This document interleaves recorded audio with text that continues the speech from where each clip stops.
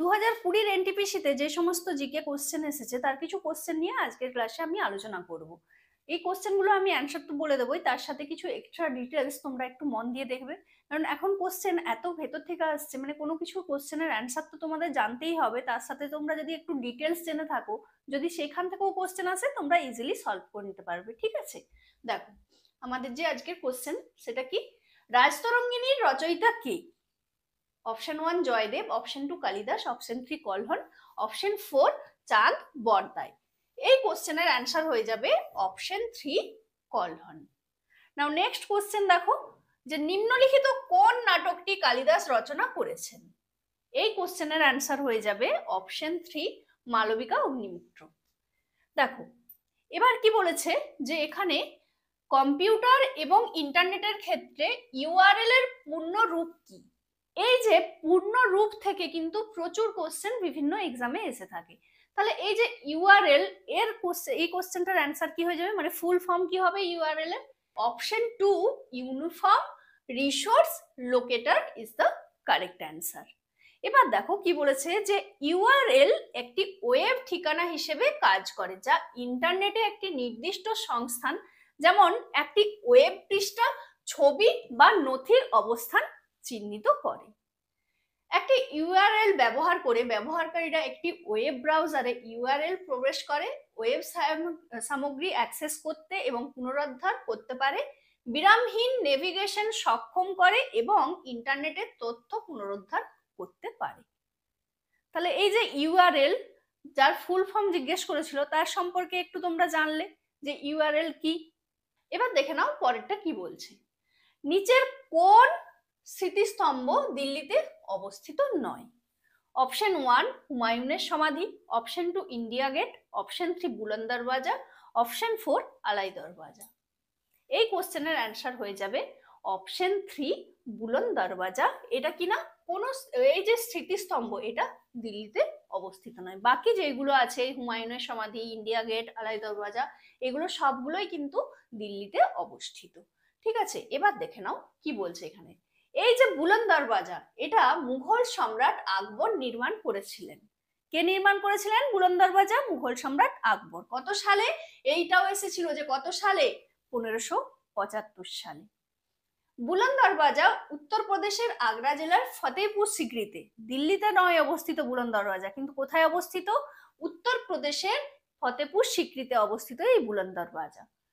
গুজরাটের বিরুদ্ধে আকবরের বিজয়ের স্মরণে বুলন্দ দরওয়াজা নির্মিত হয়েছিল। এই যে বুলন্দ দরওয়াজাটা নির্মাণ করা হয়েছিল, এটা কে করেছিল? আকবর করেছিল। কত সালে? 1575 সালে। কিসের জন্য? যে গুজরাট যে বিজয় করেছিল আকবর, সম্রাট আকবর, তো ওনার যে বিজয়ের স্মরণে, এই যে বিজয় করেছিলেন, এইটার স্মরণেই কিন্তু উনি এই বুলন্দ দরওয়াজাটা নির্মাণ করেছিলেন। কোথায়?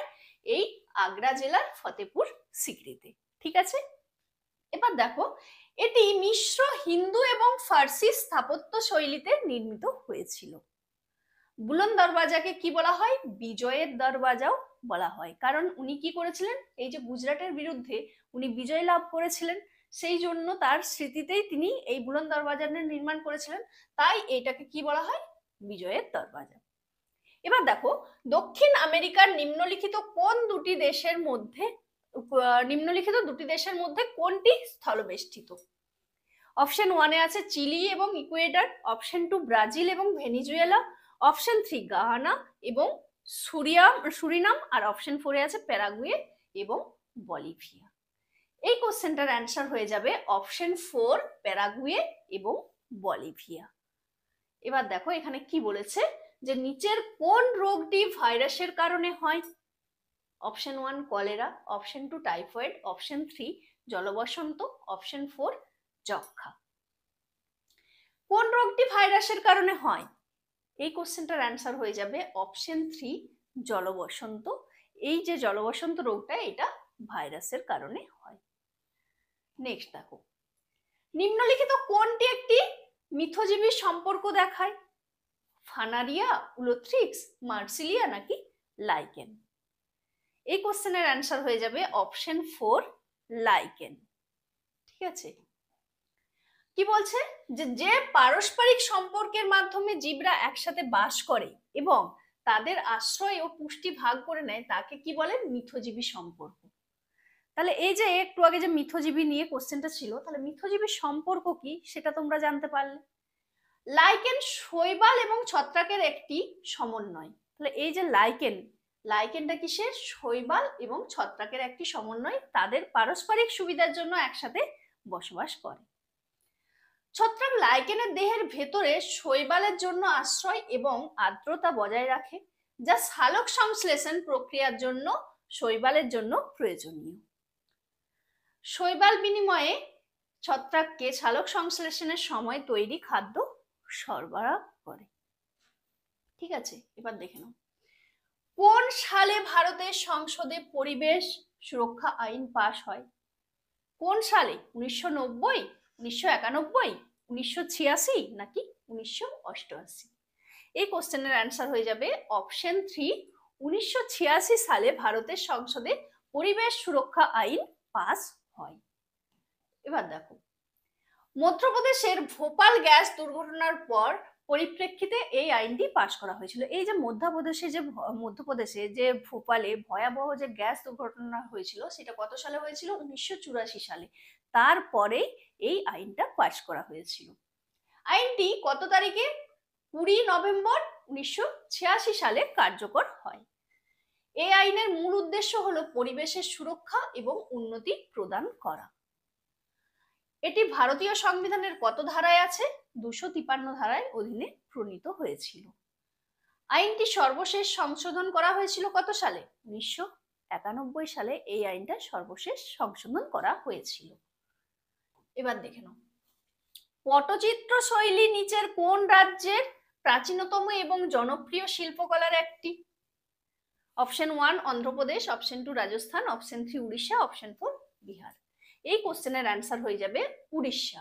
এই উড়িষ্যা রাজ্যে কি হয়? পটচিত্র শৈলী যে প্রাচীনতম এবং জনপ্রিয় শিল্পকলার একটি। পটচিত্র শৈলী এটা কোথাকার? উড়িষ্যার। ঠিক আছে, এবার দেখে নাও যে এই কলমকারি, উড়িষ্যার তো পটচিত্র, কলমকারি কোথাকার? অন্ধ্রপ্রদেশের উৎপাদিত এক ধরনের হাতে আঁকা বা ব্লক প্রিন্ট করা সুতির বৎস। এই যে উড়িষ্যার হলো কি?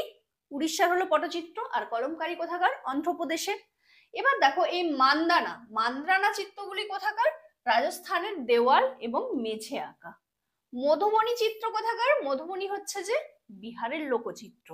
বিখ্যাত কোণার্ক মন্দির এটা উড়িষ্যায় অবস্থিত। ঠিক আছে, তাহলে চিত্র কি কি হলো? পটচিত্র হলো উড়িষ্যা, আর এই কলমকারি কোথাকার? অন্ধ্রপ্রদেশ, মধুবনী বিহার। ঠিক আছে, এই বিভিন্ন জায়গায় বিভিন্ন যে পটচিত্র মানে বিভিন্ন যে চিত্র হয় সেইগুলো তোমরা তাহলে একটু জানতে পারলে।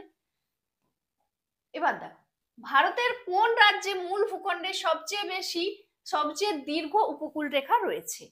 গুজরাট, মহারাষ্ট্র, উড়িষ্যা নাকি কেরালা? সবচেয়ে দীর্ঘ কোথায় আছে জানো? এই অপশন 1 গুজরাটে সবচেয়ে দীর্ঘ উপকূল রেখা আছে। কোথায়? এই গুজরাটে। এবার দেখো কি বলছে, গান্ধীনগর গুজরাটের রাজধানী শহর। গুজরাটের যে রাজধানী সেটা কোথায়? গান্ধীনগর। কান্ডালা হচ্ছে গুজরাটের প্রধান সমুদ্র বন্দর। এই গুজরাটের প্রধান সমুদ্র বন্দরের নাম কি? কান্ডালা।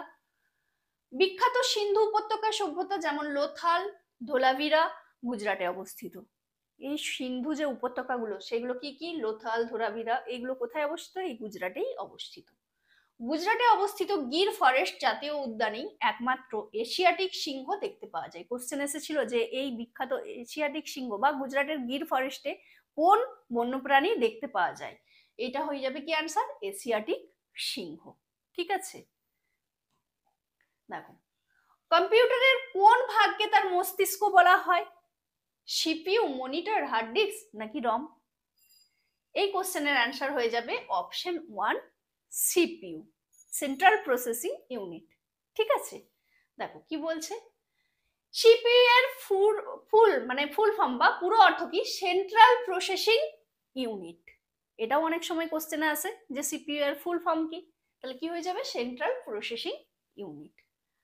প্রথম বাণিজ্যিক সিপিইউ আবিষ্কার করেন কে? ইতালির পদার্থবিদ ফেদেরিক ফ্যাগিনি, ইনি প্রথম আবিষ্কার করেন। সিপিইউ এর কাজগুলো কি কি? কম্পিউটার প্রোগ্রাম সম্পর্কিত, নির্দেশনা দেওয়া, প্রাথমিক গণিত যুক্তি নিয়ন্ত্রণ এবং ইনপুট বা আউটপুট সম্পাদন করা। এইগুলো হচ্ছে কি সিপিইউ এর কাজ। ঠিক আছে, তাহলে এই যে আমি কোশ্চেনগুলো বিভিন্ন যে কোশ্চেন এসেছে এনটিপিসিতে সেগুলো আমি উত্তর সহ ডিটেলসে আলোচনা করলাম, আশা করি তোমাদের কাজে লাগবে। ঠিক আছে, তো এই ধরনের আরো আমি ভিডিও নিয়ে আসবো, ততক্ষণ তোমরা আরো ভালো করে মন দিয়ে দেখে নাও ভিডিওটা আরেকবার।